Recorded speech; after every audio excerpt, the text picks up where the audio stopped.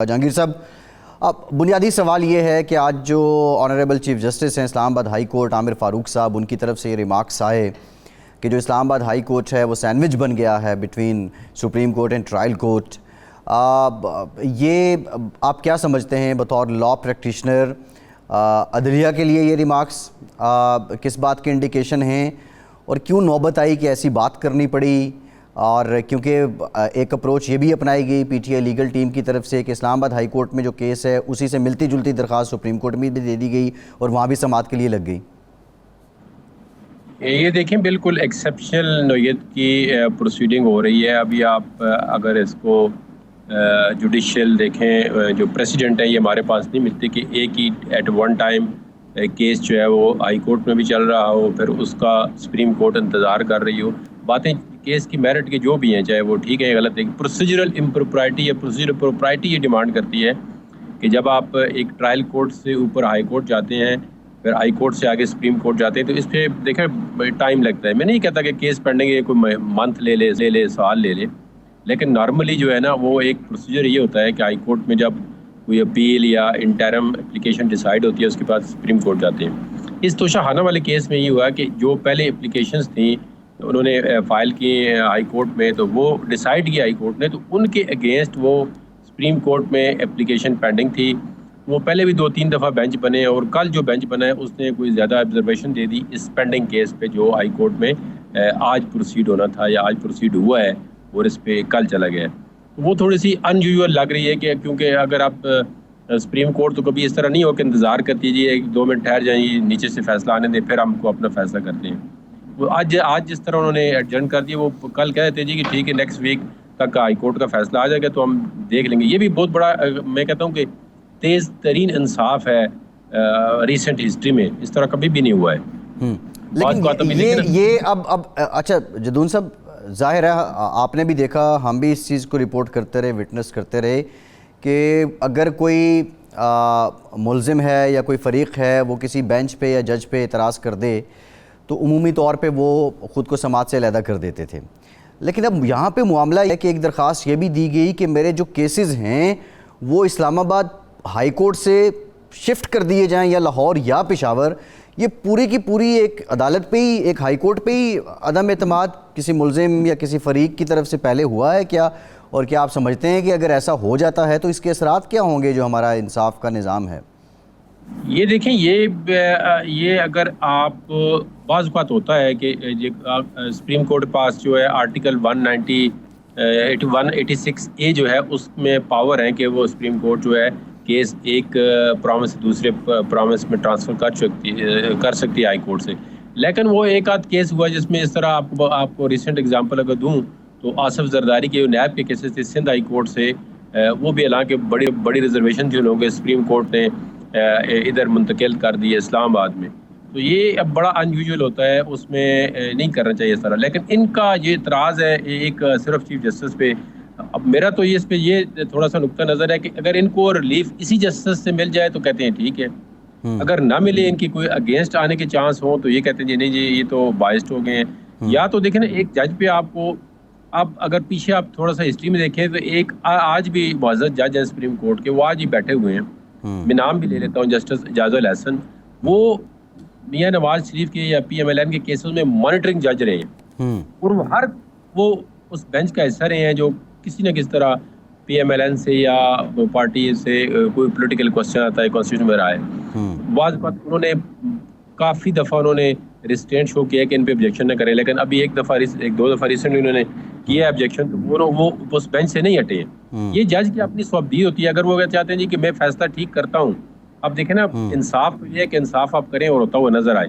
तो वैसे किसी बंदे को अगर पर्सनली वो समझता है कि मेरा इस बंदे के साथ कोई, उसमें वजूहत होती है ना, मिसाल के तौर पर जज आपकी अगेंस्ट पार्टी का वकील रहा हो या कोई रिलेटिव ऐसा हो जज को आप देखें कि इन्फ्लुएंस कर रहा है, तो जज खुद बहुत जज को केस से लदा होना चाहिए।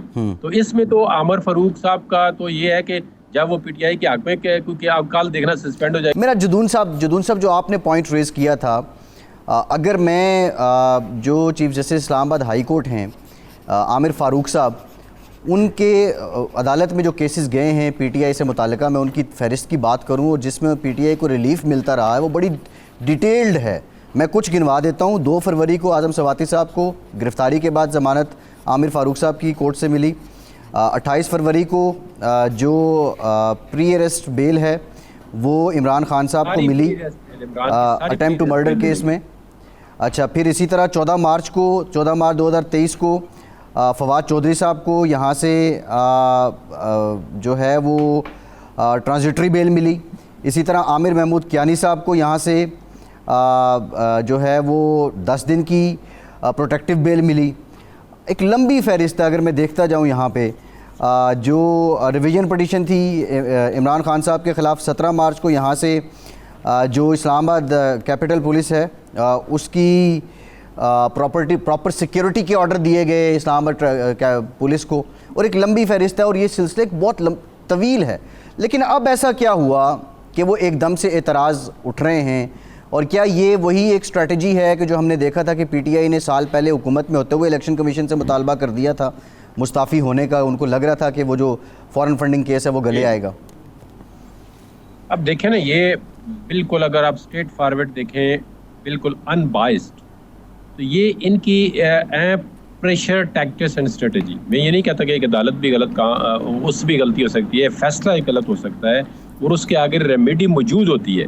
लेट्स से ट्रायल कोर्ट ने एक फैसला किया है, जो मुल्ज़म या जो पार्टी है डिफेंस वाली वो समझती है गलत है, या इनके अगर आगे में आया था प्रोसिक्यूशन समझती है कि हमारा केस ठीक था, वो फैसला नहीं हुआ है, तो उनके आगे देखें ना कि एपेलेट फोरम मौजूद है और वो स्टैट्यूटरी अपील आपकी उसी एक्ट के अंदर जो है इलेक्शन एक्ट के अंदर मौजूद है, आपने अपील कर ली। अगर मैं तो कहता हूँ ये जो अब ये सारी दुनिया कहती है ना कि अमयून दिलावर ने ये गलत, मैंने कहा अमयून दिलावर ने पीटीआई को फेवर की है, उसकी वजह मैं आपको बता देता हूँ। उसने जल्दबाजी में अपना ठीक केस भी खराब कर दिया है। देखिए ना, एक आप सारे केस को सही तरह चलाते हैं और आखिर में आके आप 2 घंटों 4 घंटों या 1 दिन की वजह से केस जो है पूरी हर बंदा कह रहा है जी उसने जल्दी में वो उनका सारा केस ही इस पर स्टैंड कर रहा है कि जी हमारी एविडेंस जो है वो रिकॉर्ड पे नहीं लेके आए। तो अगर मेरी भी ये पर्सनल ओपिनियन है, अगर वो 1 दिन या 2 दिन उनको टाइम दे देता, वो एविडेंस इनकी रिकॉर्ड पे आ जाती, उसके बाद फैसला होता तो वो ज़्यादा बेहतर फैसला हो सकता था, वो ज़्यादा मतलब जजमेंट वो ज़्यादा इंडोर्स होती लोगों की नज़र में। अब उसने जल्दी में उसने इंग्लैंड जाना था ट्रेनिंग के लिए। मैं तो मुख्तलिफ चैनल पे पता नहीं कोई 25-30 दफ़ा हर एक चैनल पे बार बार कह चुका हूँ कि वो 1 दिन डिले कर जाता, 1 दिन 2 दिन के बाद चला जाता। अगर उसने ट्रेनिंग ही करनी थी तो कहता जी मैं छुट्टियों के बाद केस ले लूँगा। तो ये मतलब है, एक आप देखें ना, जितना भी आप केस को किसी भी तरह से केस के अंदर जोल पैदा करेंगे उसका बेनिफिट हमेशा एक्यूज को जाता है। अगर आपका स्ट्रॉन्ग केस भी हो तो अगर उसके अंदर आपने कोई प्रोसिक्यूशन की साइड पे या किसी कोर्ट की वजह से कोई भी उसके अंदर डिफेक्ट आ गया ना, उसका अल्टीमेटली प्रोसीजरल डिफेक्ट आ गया है, तो वो ये सेटल जूरिस्प्रूडेंस है कि उसका बेनिफिट जो है एक्यूज को जाता है। और ये बेनिफिट कल आप देख लेना, मैं प्रोटेक्शन तो नहीं कर रहा हूँ, लेकिन मुझे उम्मीद है कि इसी बेनिफिट का फ़ायदा उठाते हुए हो सकता है, पॉसिबिलिटी है कि हाई कोर्ट इनकी जो सज़ा है वो सस्पेंड कर दी। यानी आप ये इम्कान जाहिर कर रहे हैं कि ये सज़ा सस्पेंड भी हो सकती है। इम्कान इसलिए जाहिर कर रहा हूँ कि सुप्रीम कोर्ट ने कल जो रिमार्क्स उनको नहीं देने चाहिए थे वो रिमार्क्स दिए एक ऐसे पेंडिंग केस में जो उसकी प्रोसीडिंग अभी शुरू नहीं हुई थी, होने वाली थी, उन्होंने डायरेक्शन दे दी। तो आप देखें ना, अब अमयून दिलावर ने तो ये सारे कहते हैं जी ये गलती की जो उसने बहुत जल्दी में। अब इसमें भी देखें ना, आज तो उन्होंने इनकी बात मान कर उन्होंने कहा जी ठीक है कल पे, अगर हाई कोर्ट कहते नहीं जी अभी आप जल्दी करें, आधे घंटे में हम फैसला करते हैं, तो फिर क्या कहते हैं, फिर ये कहते हैं जी आप देखो हमें तो टाइम ही नहीं दिया गया। जिस तरह उन्होंने कहा है डिफेंस साइड ने उधर जाके अमयून दिलावर की कोर्ट में जी हमें तो आधे घंटे का टाइम दिया, आज ये हाई कोर्ट में कहते जी हमें तो टाइम ही नहीं दिया। हाई कोर्ट ने कहा जी, ऊपर से सुप्रीम कोर्ट ने कहा जी आज ही फैसला करें। आज हाई कोर्ट ने बड़ा अच्छा मतलब जस्टिस शो किया, उन्होंने कहा जी आप कितना टाइम लेंगे आर्गूमेंट के लिए। उन्होंने इनके वकील ने कहा जी 3 घंटे। उन्होंने कहा ठीक है आप 3 घंटे टाइम ले, हम आपको कल टाइम देंगे। हम हालांकि यूजुअली जो है फ्राइडे के दिन डीबी जो होती है डिविजनल बेंच जो 2 जज हैं वो उनका बेंच नहीं होता, लेकिन उन्होंने कहा हम स्पेशली कल आएंगे और ये केस दोबारा सुनेंगे हम। अच्छा सही है, ये जो आपने बात की है मैं हिलाली साहब की तरफ भी जाऊंगा, लेकिन ये जो ख्वाजा हारिस साहब का पीछे हट जाना है, जहांगीर जदून साहब और लतीफ़ खोसा साहब का आ जाना है, फ़र्क पड़ेगा केसेस पे इससे? नहीं, अब वो खोसा साहब तो पहले भी वकील थे, इनके वकील बहुत ज़्यादा हैं। उसमें अगर आप कोई भी एप्लीकेशन देखें इन कम से कम 10-15 वकीलों के नाम होते हैं। ख्वाजा साहब बेसिकली वो ए पोलिटिकल वकील है, वो पोलिटिकल वकील नहीं है। तो वो ये चाहते हैं कि जो केस मैं कर रहा हूँ तो मैं ही उसको लीड करूँ, मेरे साथ कोई इंटरफेरेंस ना हो। तो इसमें आपको पता है जो सियासी लोगों के केस होते हैं, पहले उनके पास जब नवाज शरीफ केस है तो वो लाहौर से दूसरे वकील जब आ जाते थे तो फिर भी ख्वाजा साहब थोड़ा सा इनार्ड हो जाते थे। तो अभी मेरे ख्याल में यही वजह बनी है कि जब केस एक लीडिंग वकील होता है उसी का लीड करना चाहिए तैयारी के लिए। वो मेरे ख्याल में, मेरे अपने पर्सनल ओपिनियन में, उन्होंने पिछली तारीख पे भी वो पीछे बैठ के थे, उन्होंने उनको माइंड किया है कि जी केस मेरा है, मुझे आर्गू करना चाहिए, तो दूसरे वकील आ जाते हैं। तो सियासी वकील तो आपको पता है फिर उस केस को पॉलिटिकली भी एंगल से देखते हैं हर तरह से। तो इस वजह से मेरे ख्याल में वो थोड़ा सा सीनियर वकील हैं, उनके अपने प्रिंसिपल भी हैं और वो प्रोफेशनली लेते हैं केस, सियासी बेस पे नहीं लेते ना। उन्होंने कभी पॉलिटिक्स में इस तरह का कोई दिलचस्पी ली है कि मैं एज ए पोलिटिकल केस ये ले लूँ। तो और फिर उनका ये भी रहा है ट्रैक रिकॉर्ड कि वो नॉर्मली किसी भी कोर्ट पे ऑब्जेक्शन करने के हक में नहीं होते। आल्दो इस केस में, हालांकि हम समझ रहे थे कि इमरान खान के केस में वो बड़े एग्रेसिव हो गए हैं, हालांकि मियां नवाज शरीफ केस में अगर जज साहब कहते जी आप 9 बजे आ जाएं तो कहते जी ठीक है आप बिल्कुल 9:45 तक पहुँच जाए। कभी भी जज की जो भी उन्होंने बात है कभी उस पर ऑब्जेक्शन नहीं किया, हालांकि पता था उन्हें केस की क्या नोयत है, पीछे क्या है, आगे क्या है, लेकिन इसके बावजूद ख्वाजा साहब ने जितनी भी बातें की वो मियां साहब को इस बात पे कन्विंस किया कि आपने एक तो कोर्ट पे ऑब्जेक्शन नहीं करना है और दूसरा जो भी कोर्ट कहेगी उसका आर्डर जो है वो आपने मानना है।